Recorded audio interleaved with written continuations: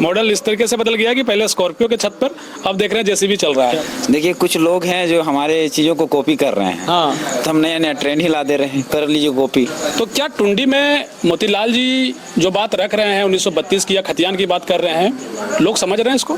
किसी ने कहा कि 1932 क्या है, हमने कहा 1932 वो टाटी है कि जैसे गाय बकरी बैल होता है तो हम लोग अपना को अंदर घुसा लेते हैं गोहाल में, उसके बाद हम लोग टाटी लगाते हैं, उसके बाद चारा देते हैं कि ताकि बाहर के जो है गाय गरु वो हमारा चारा को खा नहीं सके। जस्ट लाइक 1932 में वही टाटी है। जैसे टाटी लगा के हम अपना मतलब नौकरी निकालेंगे, रोजगार निकालेंगे और नौकरी देंगे, तो बाहर के जो वो लोग हैं यूपी बिहार गुजरात के लोग, वो हमारे टाटी के अंदर घुस के हमारे रोजगार को खा नहीं सकते। तो आप टुंडी आ गए, सुप्रीमो आपके डुमरी चले गए, तो बहुत टफ हो गया है।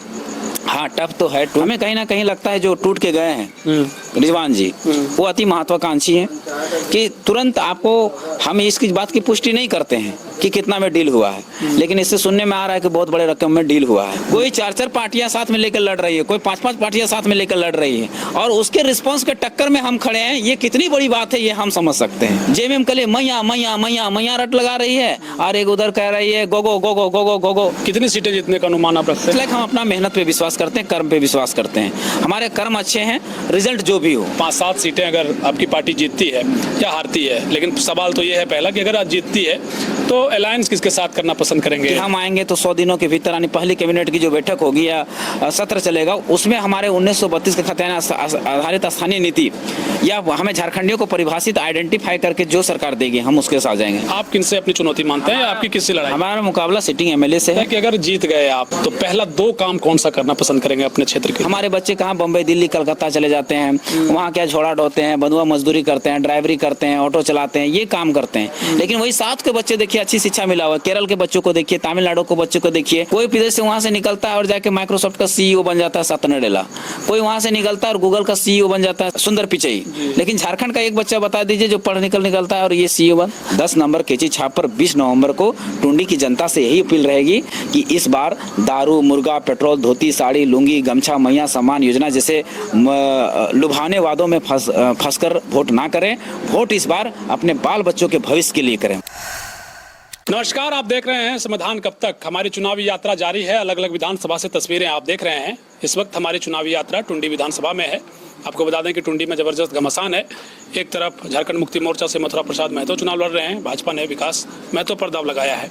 एक पार्टी जिसकी खूब चर्चा है जेएलकेएम, और इस पार्टी के या जेबी केसेस कह लीजिए, जब स्टार्टिंग में जेबी केसेस रही, फिर जब पार्टी के तौर पर जेएलकेएम को जाने लगा, उस वक्त एक व्यक्ति की खूब चर्चा थी और जेएलकेएम को बनाने में एक रणनीतिकार, एक चाणक्य मोतीलाल महतो, वाकिफ होंगे आप पहले भी।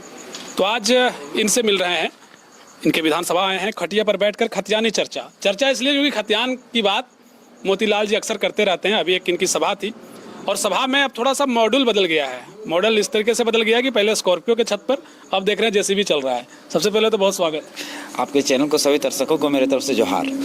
ये जेसीबी में बैठ करके खड़े होकर के आज भाषण दिया। देखिए, कुछ लोग हैं जो हमारे चीज़ों को कॉपी कर रहे हैं। हाँ, तो हम नया नया ट्रेंड ही ला दे रहे हैं, कर लीजिए कॉपी।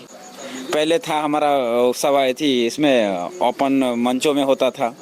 फिर ओपन मंच से हमें स्कॉर्पियो पे आए तो स्कॉर्पियो किसी ने कॉपी कर लिया, दोनों पति पत्नी ने कर लिया। तो हम लोग सोचे अब जेसीबी में कर लेते हैं, इसलिए जेसीबी पर थे। हाँ, और जेसीबी थे। तो आप खटिया पर बैठ करके आज इंटरव्यू कर रहे हैं। आपका खतियान से शुरू करते हैं। जिस खतियान को लेकर, जिस 1932 को लेकर के लगातार आप मुखर होकर के कहे, जिस घोरना को लगाने की बात आप लोगों को बताते रहे कि भाई हमको घोरना लगाना हो, तो क्या टुंडी में मोतीलाल जी जो बात रख रहे हैं 1932 की या खतियान की बात कर रहे हैं, लोग समझ रहे हैं इसको? हाँ, देखिए, क्योंकि हम सदैव एक सरल भाषा के रूप में समझाने का हमेशा प्रयत्न करते हैं और हम खोजते हैं, वैसे उदाहरण खोज के प्रस्तुत करते हैं जिससे आम पब्लिक को, जिसको मतलब क ख भी लिखने ना आता हो, उसको भी हम आसानी से समझा दे। ऐसे लैंग्वेज का, ऐसे शब्दों का प्रयोग हमेशा करने का प्रयास करते हैं। जैसे हम 1932 के खतियान की बात जो हम संवैधानिक रूप से करते थे, कॉन्स्टिट्यूशनल तरीके से करते थे, तो लोगों को उतना समझ में नहीं आता था, लोगों के रिस्पॉन्स से हमें पता चलता था। फिर हमने सोचा कि क्या किया जाए, तो हमने इसको सरल चीज़ों पे हमने लाया। जैसे हमने कहा कि लोगों को समझाया, भीड़ में समझाया कि आप लोग घर में घोरना गोरते हैं, तो बस इतना ही समझिए कि 1932 वही घोरना है। घोरना किस लिए घोरते हैं कि अपना साग सब्जी वगैरह जो भी है फसल को बचाने के लिए घोरते हैं। तो बस ये 1932 एक वही घोरना है। जिस दिन ये घोरा जाएगा आपका फसल बच जाएगा, नहीं आपका रोजी रोजगार बच जाएगा, अपने बच्चों का भविष्य का अधिकार सुरक्षित हो जाएगा।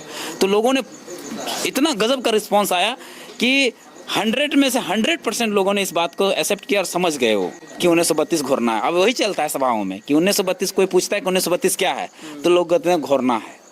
फिर आसान भाषा में आप लोगों को समझाने का प्रयास कर रहे थे। फिर हमने एक एग्जाम्पल और भी सेट किया यही 1932 को लेकर कि किसी ने कहा कि 1932 क्या है। हमने कहा 1932 वो टाटी है। टाटी मतलब घर में जो गुहाल घर में लगाते हैं टाटी है। कि जैसे बाहर के जो हम लोग अपना जो गाय बकरी बैल होता है तो हम लोग अपना को अंदर घुसा लेते हैं गुहाल में, उसके बाद हम लोग टाटी लगाते हैं, उसके बाद चारा देते हैं कि ताकि बाहर के जो है गाय गरू वो हमारा चारा को खा नहीं सके। जस्ट लाइक 1932 में वही टाटी है। जैसे टाटी लगा के हम अपना मतलब नौकरी निकालेंगे, रोजगार निकालेंगे और नौकरी देंगे, तो बाहर के जो वो लोग हैं यूपी बिहार गुजरात के लोग वो हमारे टाटी के अंदर घुस के हमारे रोजगार को खा नहीं सकते। तो इतना गजब का रिस्पॉन्स था। झारखंड के आम जनमानस 100 के 100% जो लोगों के तक ये विचार गई और समझ गए। ठीक बात है। आप जब टुंडी में हैं, आपसे जब ये चुनाव और तारीखों का ऐलान नहीं हुआ था उस वक्त हम आपसे बातचीत कर रहे थे। आपने कहा कि भाई हमारा गृह क्षेत्र अगर डुमरी है, डुमरी से मेरा पसंद होगा कि भाई डुमरी जाना चाहिए। एक्सचेंज कर लिया आप लोग, आप टुंडी आ गए, सुप्रीमो आपके डुमरी चले गए, तो बहुत टफ हो गया है।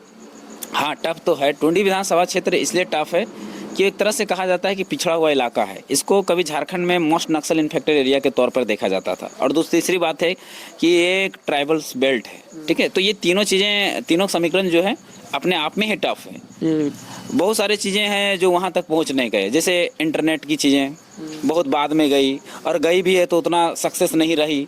अभी हम जाते हैं टुंडी के क्षेत्र में, वर्क कर रहे हैं, काम कर रहे हैं, लोगों को दिख नहीं रहा है। क्यों नहीं दिख रहा है? क्योंकि वहाँ नेटवर्क नहीं है। एक फ़ोटो अपलोड करने में हमें आधा घंटा लगता है। तो चीज़ों को वहाँ पर जल्दी से लोगों को इन्फ्लुएंस करने में या कोई भी मैसेज को वहाँ पर पहुँचाने में हमें बहुत बाधा उत्पन्न होती है, जिस कारण से वो टफ सीटें हैं। अब जहाँ तक बात रहा कि डुमरी और टुंडी का अदला बदली का, तो देखिए लोकसभा का हम लोगों ने चुनाव लड़ा, 8.5 लाख वोट लाए। 8.5 लाख वोट लाने में से डुमरी में 90,000 वोट प्राप्त। जो मेरा गिरा विधानसभा है, मेरा घर वहीं है, और वो 90,000 वोट लाने में हम लोग 2 साल से मेहनत कर रहे थे संगठन को बनाने में। जैसे पंचायत स्तर का वोट हम लोग 2023 में ही खड़ा कर लिए थे, बूथ स्तर का खड़ा कर लिए थे। तो ये सारी चीज़ें लाने के बाद वहाँ 90,000 वोट आई। जब 90,000 वोट आई तो सुप्रीमो जी ने बहुत वो कसमकसमिस थे कि कहाँ से लड़ा जाए, क्योंकि नई नवेली पार्टी है, नई नवेली दुल्हन है। तो जब तक एक कहा जाता है नवी नई दुल्हन को जब तक प्रेम से, प्यार से, सम्मान से नहीं रखो तो हो सकता है डाइवोर्स भी हो सकता है। तो जस्ट लाइक का मेरा नया पार्टी था, और केंद्रीय सुप्रीमो जो हैं उनको सुरक्षित होना बहुत ज़रूरी था। तो कसम में थे। तो हम एक दिन कोल्हान गए, उनको कोल्हान में सभा चल रहा था। बोले कि यार क्या कर रहे हो, कुछ तो फाइनल कीजिए, अपना कहाँ से लड़ना, आप तो अपना कर लीजिए। बोले हमें नहीं समझ में आ रहा है। बोले आप कहाँ हैं? तो बोले कोल्हान में। ठीक है, तो हम कोल्हान आते हैं। और कोल्हान जाके हमने ही न्योता दिया कि वहाँ पर वोट आया है, तो एक बार वहाँ पे सोचा जा सकता है, लोग का भी डिमांड है और लोग सोचा जा सकता है। तो उन्होंने हमसे प्रश्न भी किया कि फिर आपको कहाँ? बोले जहाँ इच्छा होगा वहाँ से लड़ लेंगे। क्या मोतीलाल महतो के लिए डुमरी जो ग्रह स्थान से हम कहीं भी जाएंगे तो ये कर लेंगे, हम कर लेंगे, हमको उतना ये नहीं फर्क पड़ता है। बोले ठीक कर लेंगे? बोले हाँ। तो बोले ठीक है, हम घोषणा करते हैं। तो हमने कहा कि आप डुमरी लड़िए, है ना। बाकी और दूसरी बात, डुमरी लड़ने का ये भी मेरा सोच था इसमें कि देखिए मोदी जी का घर जो है, अगर कोई सवाल खड़ा करता है हम पर कि वो डुमरी क्यों लड़ रहा है, टुंडी क्यों नहीं लड़ा, टुंडी उसको लड़ना चाहिए था। सही बात है, टुंडी लड़ना चाहिए था। लेकिन एक सवाल ये भी बनता है कि देखिए आज हेमंत सोरेन के लेते हैं बात, तो हेमंत सोरेन जी उनका पैतृक आवास कहाँ है? रामगढ़। और चुनाव लड़ते हैं वो बरहेट और दुमका से। क्यों? क्योंकि सेफेस्ट वो अध्यक्ष है, कार्यकारी अध्यक्ष है। तो क्या होता है कि अध्यक्ष की जो पार्टी के जो मुख्य चेहरा होते हैं उनको सुरक्षित होना बहुत जरूरी होता है। जैसे मोदी जी का एग्जाम्पल लेते हैं, मोदी जी का घर है गुजरात और चुनाव लड़ते हैं जाके वाराणसी से, सेफेस्ट सीट को चुनते हैं। आप पहले राजा के कुनबा को बचाना चाह रहे थे कि भाई डुमरी दे दिया आप। आज आपके सभा से जयराम महतो कह रहे थे कि भाई ये हमारा अपना घर है, तो सम्मान में कमी नहीं करिएगा। अपने भाषण के जरिए भी कह गए ये बात। तो जयराम ने आपको चुना डुंडी से, एक बहुत बड़ी बात है, क्योंकि ये 69,000 के आसपास आपको लोकसभा में वोट पड़े थे। तो ये माना जाए कि सेकेंड लाइन 59,000, माफ करिएगा, 59,000 वोट पड़े थे। तो सेकेंड लाइन के तौर पर मोतीलाल महतो को इस पार्टी में लोग मान सकते हैं, कह सकते हैं। अब जब आप लोगों के बीच जा रहे हैं, कितनी चुनौती पा रहे हैं? हाँ, हमने चुनौती के पहले ही जिक्र कर दिया कि सबसे पहले वो एक है कि भाषा भाषी के तौर पर भी अलग हैं।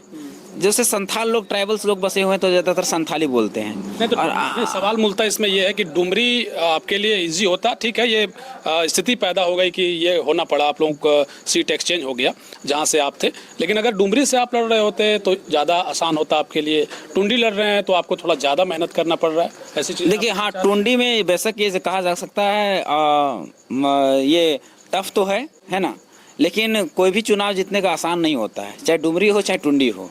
मेहनत आपको उतना ही करना पड़ेगा।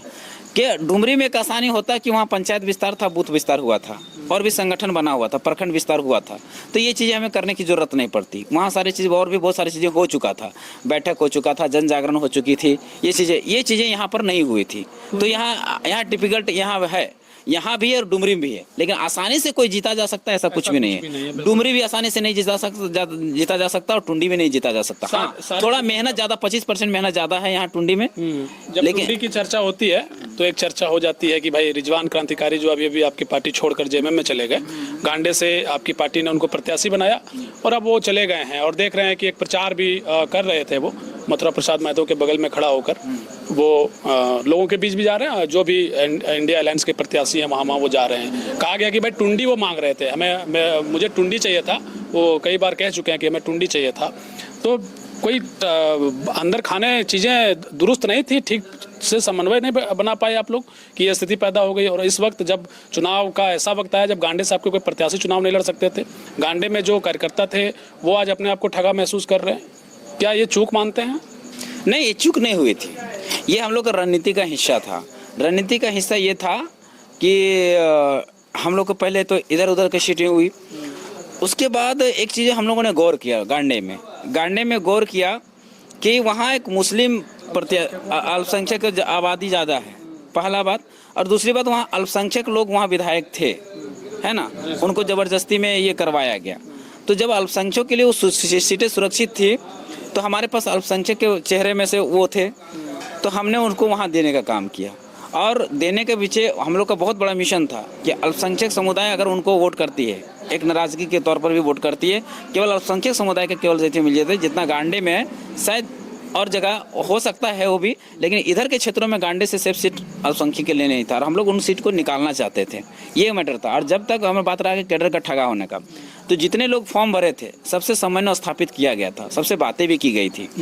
तो सबका कहना था यही कि गांडे में जो बहुलता में जो अगर देखा जाए तो बहुलता में उन्हीं का रिपोर्ट आ रहा था कि वही समुदाय का है। तो अब आपके खिलाफ वो प्रचार कर रहे हैं, तो आपके लिए आप कैसा महसूस कर रहे हैं? नहीं, कोई फर्क नहीं पड़ा है। देखिए, एक अटल बिहारी वाजपेयी जी का बहुत अच्छा कविता है कि पार्टियां बनेंगी, बिगड़ेंगी, लोग आएंगे जाएंगे, सत्ता का खेल चलता रहेगा, पर हमारे देश का लोग सुरक्षित रहना चाहिए, हमारे देश के लोग खुशहाल रहना चाहिए। तो कहने का मतलब है कि जब पार्टी बनती है, कोई भी संगठन बनता है, तो बहुत सारे लोग आते हैं, और बहुत सारे लोग आते हैं, उसमें कुछ महत्वाकांक्षी होते हैं, कुछ अति महत्वाकांक्षी होते हैं। महत्वाकांक्षा हर कोई होता है। जैसे आज हम यहाँ बैठे हुए हैं तो हमारी एक महत्वाकांक्षी सामाजिक होता है, एक व्यक्तिगत होता है। एक सामाजिक महत्वाकांक्षा हमारा है कि झारखंड का भला हो, झारखंड के लिए हम कैसे नीतियाँ बनाएं, कैसा पॉलिसी बनाएं जिसमें झारखंड के भविष्य को सुधरे, झारखंड के आने वाली पीढ़ी को रोजगार मिले, शिक्षा मिले, स्वास्थ्य मिले, ये हमारी महत्वाकांक्षा है। ठीक है, सामाजिक महत्वाकांक्षा। अब है एक अति महत्वाकांक्षी व्यक्तिगत महत्वाकांक्षा होता है। हमें कहीं ना कहीं लगता है जो टूट के गए हैं रिजवान जी, वो अति महत्वाकांक्षी हैं कि तुरंत आपको हम इसकी बात की पुष्टि नहीं करते हैं कि कितना में डील हुआ है, लेकिन इससे सुनने में आ रहा है कि बहुत बड़े रकम में डील हुआ है। दोबारा आएंगे तो रखेंगे उनको। देखिए, पार्टी के अगर पटल पर वो भरोसेमंद उतरे, क्योंकि वो 2 बार कर चुके हैं चीज़ें, पहले भी तो हमारे साथ रहे, आंदोलन किए, फेस बिल बना, उनका अलग मोर्चा बना लिए, फिर चले गए। फिर हम लोग ने अप्रोच किया कि क्यों अलग अलग करना है, आप आइए। हम लोग ने अप्रोच किया, उनको जाकर रांची में शामिल भी करवाया, फिर वो एक यही कर गए। तो एक होता है कि लोगों को भरोसा नहीं होता ना, हम अगर शामिल भी कर लेते हैं, लेकिन हमारे साथ जो हमारे समर्थक हैं, प्रशंसक हैं, वो भरोसा नहीं कर पाएंगे ना, और जब तक वो भरोसा नहीं कर पाए तब तक कैसे होगा। और अब जहाँ तक टूटने और बिखरने की बात रही, तो मैं बता दे रहा हूँ कि जब झारखंड मुक्ति मोर्चा का गठन हुआ था तो 2 धुरंधर बहुत बड़े बड़े थे, एक चंपई सोरेन और दूसरा लॉबिन हेम्ब्रम। आज चंपई सोरेन और लॉबिन हेम्ब्रम नहीं है, तो क्या जेएमएम खत्म हो गई? कोई असर पड़ा क्या? कोई असर पड़ा। उनका यहाँ तक कि उनके घर का भाभी चली गई, क्या जेएमएम में कोई असर पड़ा क्या? नहीं तो चलता रहता है, एक एक एक जो टूटता है 100 जुड़ते हैं। अब बात करते हैं बीजेपी के। बीजेपी गवर्नमेंट जब जनसंघ से जब बीजेपी बनी, उस समय कहा जाता था कि अटल बिहारी वाजपेयी और लाल कृष्ण आडवाणी ये दोनों एक पहिए के दो धुरी हैं। तो दो धुरी ये अगर एक टूटेगा चाहे दोनों टूट जाए तो इस बीजेपी नहीं चल सकती। आज देखिए अटल बिहारी वाजपेयी जी नहीं रहे और लाल कृष्ण आडवाणी जी अपने सेहत के कारण ये है, लेकिन आज देखिए बीजेपी सबसे बड़ी पार्टी बन के उभरी है। तो कहने का मतलब है जब संगठन या ऑर्गेनाइज बनता है तो बहुत सारे लोग एक टूटते हैं 100 जुड़ते हैं और चलता रहेगा। आज देखिए उनके उसके जाने के बाद बहुत सारे लोग हमारे इथी के जाने के बाद हर पार्टी में ऐसा होता है। बीजेपी कांग्रेस जेएमएम में तो मारा पीटी घुसा घुसी लातम जूता सब हो गया है ना। ऐसा नहीं कि हाँ सब चीजें चलती है, उन्होंने उस पार्टियों में भी कितने लोग छोड़ के गए, लेकिन कोई खत्म अपने स्टैंड पे केवल अपना विचार पे आप आज अगर नहीं होता, अगर सही में उसका कोई इफेक्ट पड़ा होता तो आज जो देखे भीड़, वो भीड़ एक दिन की है, मात्र एक दिन की। कल हमें परमिशन मिला और हम कल रात को मैसेज सर्कुलेट किए हैं। आप सोचिए एक दिन में, अगर हम 15 दिन पहले घोषणा की हो तो शायद फील्ड में जगह नहीं बचता। नहीं, इसीलिए आपको रणनीतिकार चाणक्य कहा जाता है। हमें ये बताइए कि टुंडी के अलावे आपको और भी सीटों पर आप ध्यान दे रहे हैं। 38 सीटें आपकी निकल गई, 43 सीटों पर कल मतदान हुआ, 38 सीटों पर आपके प्रत्याशी चुनावी दंगल में थे। ये बताइए कितना सीट आप लोग जो पहले चरण में जो मतदान हुए कितने सीटों पर आप लोग जीत रहे हैं? देखिए हार जीत एक अलग विचार है, फिर भी कोई आदिवासी को ही कहता क्या हार में क्या जीत में, किंचित नहीं भयभीत में, करते पथ पर चलता रहूँगा, करते पथ पर अड़िग रहूँगा। देखिए क्या हार क्या रिजल्ट होता है उसका मतलब नहीं है, लेकिन हमें रिस्पॉन्स बहुत अच्छा मिला, ये बहुत बड़ी बात है। आज जहाँ जहाँ वोटिंग हुआ हमें हमारी पार्टी के कैंडिडेट्स को बहुत अच्छे रिस्पांस मिले। ये इन बड़े बड़े दिग्गज, एक तरफ इंडिया गठबंधन और एक तरफ एनडीए गठबंधन के एक छोटा सा कल का उभरा हुआ पार्टी को इतना गजब का रिस्पांस मिलना जो आज तक इतिहास में नहीं हुआ। कोई 4-4 पार्टियां साथ में लेकर लड़ रही है, कोई 5-5 पार्टियां साथ में लेकर लड़ रही है, और उसके रिस्पांस के टक्कर में हम खड़े हैं। ये कितनी बड़ी बात है ये हम समझ सकते हैं। तो ओवरऑल आप लोग जितने सीटों पर चुनाव लड़ रहे हैं, कितनी सीटें जीतने का अनुमान आप रखते हैं? देखिए अनुमान की हम बात फिर हो गए, रिजल्ट हार फिर भी एक हम केवल भविष्यवेता नहीं है, हम भविष्यवाणी नहीं कर सकते। हाँ, लेकिन हम अपना मेहनत, हमारा स्ट्रेटजी, हमारी प्लानिंग पे हम ये करते हैं, उस पर हम विश्वास करते हैं। देखिए अगर आप जीतते हैं, अगर का जब हम फॉर्म भरे थे तब वो उसमें 3,45,000 लोगों ने फॉर्म भरा था, लेकिन हम उसमें फाइट की और निकाले। क्यों? क्योंकि हमारी स्ट्रेटजी अच्छी थी, हमारी प्लानिंग अच्छी थी, हमने लेबोरियस, हमने मेहनत किया। तो जस्ट लाइक हम अपना मेहनत पे विश्वास करते हैं, कर्म पे विश्वास करते हैं। हमारे कर्म अच्छे हैं, रिजल्ट जो भी हो ठीक है। रिजल्ट अगर तकरीबन जो आंकड़े बताते हैं कि अगर 5-7 सीटें अगर आपकी पार्टी जीतती है या हारती है, लेकिन सवाल तो ये है पहला कि अगर आज जीतती है तो अलायंस किसके साथ करना पसंद करेंगे? भाजपा के साथ जाएंगे? चूँकि एक सवाल इसमें यह भी है कि जो झारखंड मुक्ति मोर्चा इंडिया अलायंस आप लोगों को कहती है कि भाई भाजपा की बी टीम है, उसी तरीके से जो प्रत्याशी हैं उसको उतारा जा रहा है, तो ये भी एक सवाल है। तो क्या सच में भाजपा की आप बी टीम है और जो प्रत्याशी जीत के आएंगे तो आप लोग भाजपा के साथ अलायंस करेंगे? देखिए जो कह रहे हैं भाजपा का बी टीम है, तो कहीं कहीं हमें जेएमएम का भी बी टीम कहते हैं। हाँ, कहीं कहीं ये भी बात है, लेकिन हम देखिए जैसे रामगढ़ में हम सभा किए हैं, रामगढ़ में हम कैंडिडेट उतारते हैं तो वहाँ लोग कहते हैं कि ये लोग जो है जेएमएम का बी टीम है। और वही जब हम टुंडी और डुमरी में चुनाव लड़ते हैं और यहाँ पर हम कोई बात रखते हैं या सभा करते हैं तो ये लोग कहता है कि बीजेपी का बी टीम है। तो ये लोग पहले डिसाइड कर ले कि हम किसका बी टीम है, समझे। और अगर बी टीम होते, अगर बीजेपी का बी टीम होते तो जहाँ बीजेपी का कैंडिडेट होता वहाँ हम अपना कैंडिडेट नहीं उतारते। लेकिन देखिए कहीं जहाँ भी बीजेपी का कैंडिडेट उतरा होगा वहाँ भी उतरा होगा, जहाँ जेएमएम का कैंडिडेट उतरा है वहाँ भी हमारा प्रत्याशी उतरा है, जहाँ आंसू का कैंडिडेट उतरा है वहाँ भी हमारा टीम उतरा हुआ है। इसमें कहाँ तक सच्चाई है कि पहले ही आप लोगों को कोई पार्टी के माध्यम से ऑफर हुआ था कि भाई ये 15 सीटें जो है आपको हमारे साथ आ जाइए, अलायंस कर रहे हैं? क्या इसमें भाजपा शामिल थी या जेएमएम शामिल थी? देखिए उधर दोनों तरफ से ऑफर आया था। आपका एनडीए गठबंधन, एनडीए बीजेपी तरफ से भी आई थी और कांग्रेस की तरफ से भी आई थी, लेकिन हम लोगों ने साफ साफ नकार दिया कि जनता हमें पसंद करती है हमारे विचारों के कारण, और हमारे विचार मान जाएंगे तो हमारा अस्तित्व ही खत्म हो जाएगा, और आपका विचार और हमारा विचार मैच नहीं करता है। अब जहाँ तक बात आपने कहा कि आप किसके साथ गठबंधन करेंगे, तो देखिए राज्य हित में अगर हम 6 सीटें या 7 सीटें लेके आते हैं और हमारा प्रतिज्ञा है कि हम आएंगे तो 100 दिनों के भीतर, यानी पहली कैबिनेट की जो बैठक होगी या सत्र चलेगा उसमें हमारे 1932 के खतयान आधारित स्थानीय नीति या हमें झारखंडियों को परिभाषित आइडेंटिफाई करके जो सरकार देगी हम उसके साथ जाएंगे, चाहे इंडिया गठबंधन हो चाहे एनडीए गठबंधन हो। अगर हमारी शर्तें को मानेगी तो हम उसके साथ जा सकते हैं। दूसरा था हमारा प्रतिज्ञा हमारा है कि 90-10 के फॉर्मूले पर नियोजन नीति होनी चाहिए। अब कैसे बनेगी, किस तरह से बनेगी, ये दो शर्त हैं।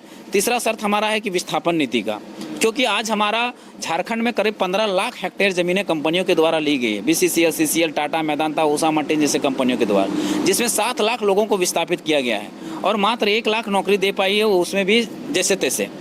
तो कितना मात्रा में ये और जो ज़मीनों का अधिग्रहण किया गया है वो यूज़ कहाँ हो रहे हैं, यूज़ नहीं हो रहा है, तो उनको लौटाने का हमारा प्रक्रिया है, प्रावधान है।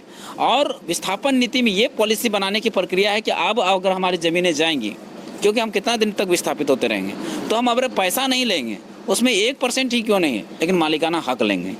आप टुंडी में किनसे आपकी फाइट है? विकास महतो से माना जाए, मथुरा प्रसाद महतो से माना जाए, हालांकि यहाँ कई प्रत्याशी हैं, मुकाबला त्रिकोणी बताया जा रहा है, आप किनसे अपनी चुनौती मानते हैं? आपकी किससे लड़ाई? हमारा मुकाबला सिटिंग MLA से है, जो सही है, ठीक है। सिटिंग MLA से डायरेक्ट है, क्योंकि हमारे पास 60,000 वोट हैं, है ना, और 60,000 वोट अभी सुरक्षित हैं। मामला 2-4-5 हज़ार में डगमगा रही है, ठीक है। वो 2-4-5 हज़ार है, तो उसके बाद सीधा मामला सीधे से समझ लीजिए कि हमारा टक्कर सीधे सिटिंग MLA से। मथुरा प्रसाद महतो से विकास महतो को नहीं मानते हैं भाजपा के प्रत्याशी? नहीं, उनका अपना, देखिए जो चीज़ें हकीकत है, उनका भी अपना वोट है, ऐसा नहीं उनका वोट है, अच्छा खासा वोट है, लेकिन हमारे कंपटीशन में नहीं है। टुंडी में जब आप जा रहे हैं, लोगों के बीच मिल रहे हैं, तो क्या पा रहे हैं कि एक बहुत बड़ा सामाजिक स्तर पर जो मुद्दा है आपके क्षेत्र में, अब ठीक है 1932 की बात कहते हैं, नियोजन नीति की बात कहते हैं, स्थानीय नीति, जो भी आप मुद्दों को लेकर जहां आप स्थापित आप हुए हैं, जो अब जहां आपकी पार्टी स्थापित हुई है, इसके अलावा टुंडी में कुछ अलग क्या है जिन मुद्दों को आप देख पा रहे हैं और आपको लगता है कि नहीं इन मुद्दों पर जो है बात किया जाना चाहिए, इस पर काम किया जाना चाहिए? सबसे पहला मुद्दा तो वहाँ आता है पलायन का, रोजगार का। वहाँ लगभग सभी जगह है, झारखंड में सभी जगह है, लेकिन टुंडी एक स्पेसिफिक क्षेत्र ऐसा है कि वहाँ ना तो रिसोर्सेस हैं किसी तरह का, तो जैसे रिसोर्सेस नहीं होने के कारण और रिसोर्सेज को डेवलप भी नहीं किया गया है। जैसे ना तो कोई MSME के तहत उद्यम लगाए गए हैं, ना फैक्ट्रियां बनाई गई है, ना किसी तरह का कोई ऐसा व्यवस्था किया गया है जिससे वहाँ के लोगों को रोज़गार दिया जाए।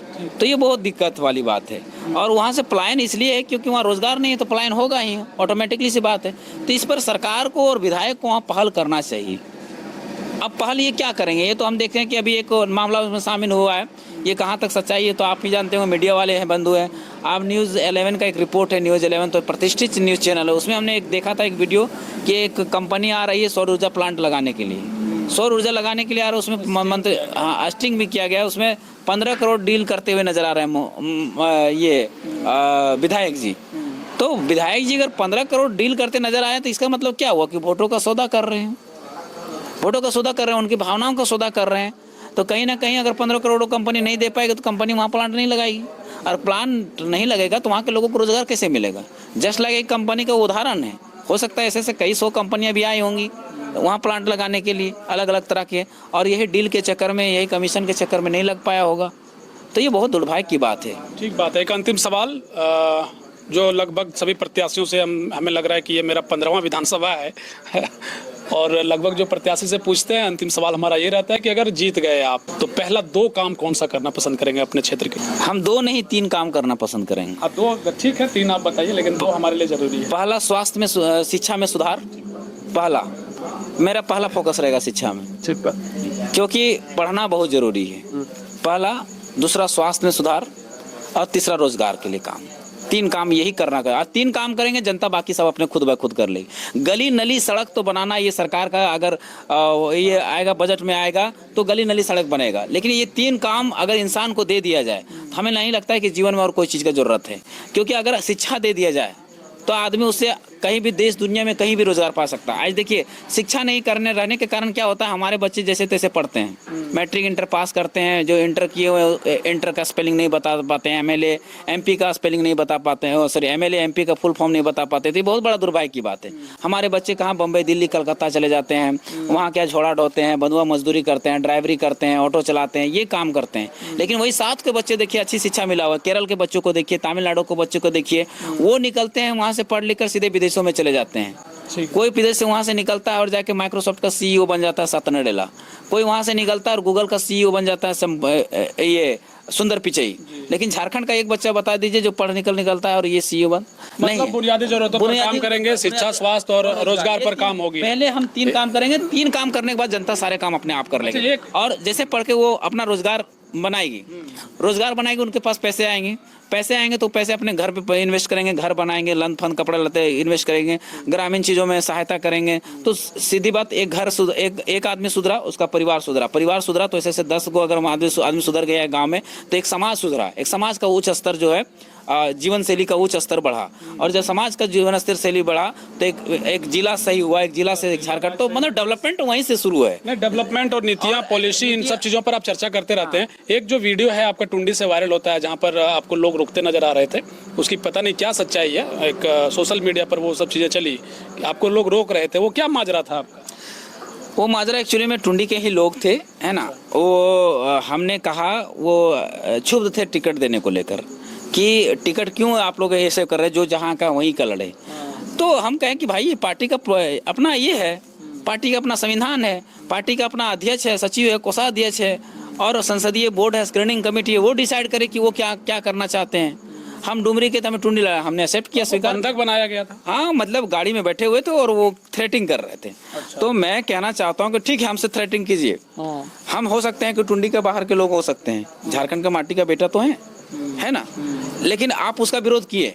आप अगर सही में आप में दम था, सही में आप में कुव्वत है, हम सीधे चैलेंज तौर पर बोल रहे हैं, तो जो बाहर के विधायक सांसद बने हुए 17 से 18 भी बाहर के सांसद विधायक बने हुए हैं, आप उनका विरोध कीजिए।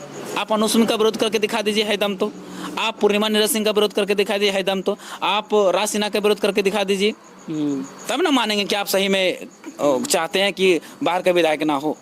आप बन्ना गुप्ता का विरोध करके दिखा दीजिए, लेकिन वो नहीं कर पाएंगे ना, आप में कुव्वत नहीं है। और जो कोई झारखंडी माटी का बेटा, केवल हम अपने घर के बदले में घर दिए, ये हुआ है। टुंडी में 60,000 वोट और डुमरी में 90,000 वोट। मोतीलाल महतो भी संघ गठन के पदाधिकारी है। जयराम महतो अगर अध्यक्ष है पार्टी में तो मोतीलाल महतो उपाध्यक्ष है, संगठन में वरीय उपाध्यक्ष है। और जयराम महतो ने हमें 5-5 पोस्ट दे रखे हैं।